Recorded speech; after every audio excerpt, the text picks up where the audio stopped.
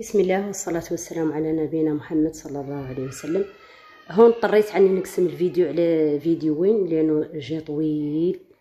هاد هون بدينا عند وفينا عند الفيل.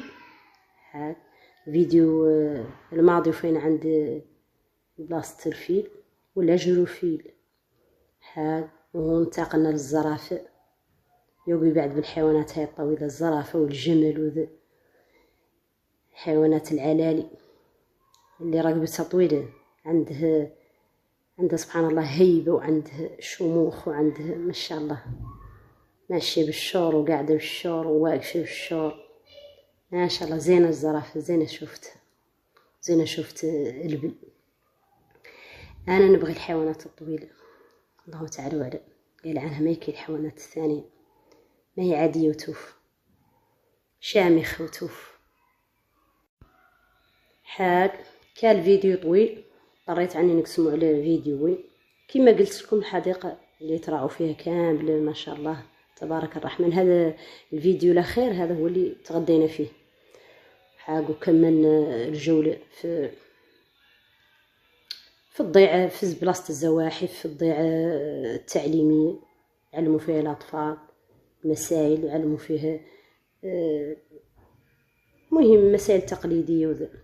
هذا راهي بلاصة الفاعل، بلاصة مظلمة والجاج مغبر وما يبان شي. هاك هما حفرتين غارين طارسين فيهم الضوء باش الناس تشوفهم. نورمالمون الافاعي خاصة الظلمة. هاك هذه هي قبا فيها بلاصتين الافاعي، راهم في تراب، واحدة تحت حجرة، وراني صورت لكم غشاها. هذا اثرها في الرمل تمشي وتجي.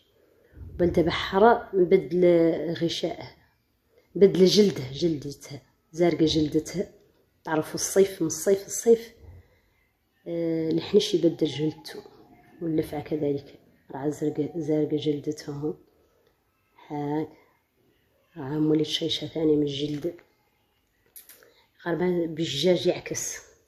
هاك وهذو بنايات على شكل ديار إفريقية، هاوك الخيام والله البراريك اللي يبنوا لها فارقة، وهما دارين فيهم مقاهي ودارين فيهم استراحات.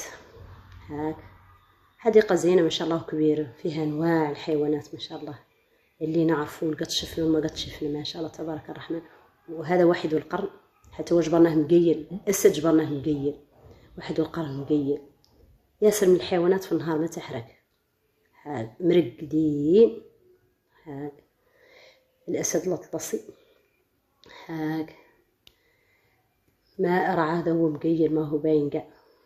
هاك وهذا واحد القرن هذاك الأبيض حتى هو مقيل جبرنا. هذا القرودة، فقاع راهي مكتوبة في اللافته اسم النوع من القرودة. ما هو ذاك الشمبانزي هو اللي جبرناه من الشعبط. الفيديو الماضي جبرناه من الشعبط طرح فوق الصدر من فوق. هاك هوني عندنا مارقين صورنا مولي مع أبو الهول المغرب كيما صورنا معاه حدنا داخلين. هذا رواق الزواحف، هذا هو اللي فيه الضيعة التعليمية، فيه بلاصة ديال أعياد الميلاد، قاعد يقيموا فيها أعياد الميلاد ويعلموا الترك، يشوفوا هاي الرسومات ديال الحليب والنزيز والمخيض ونزيز الصوف. وفيها بلاصة الطيور وبلاصة الببغاوات والألوان، الطيور في أشكال وألوان. خليكم مع تتمة الفيديو هذا إلى فيديو آخر.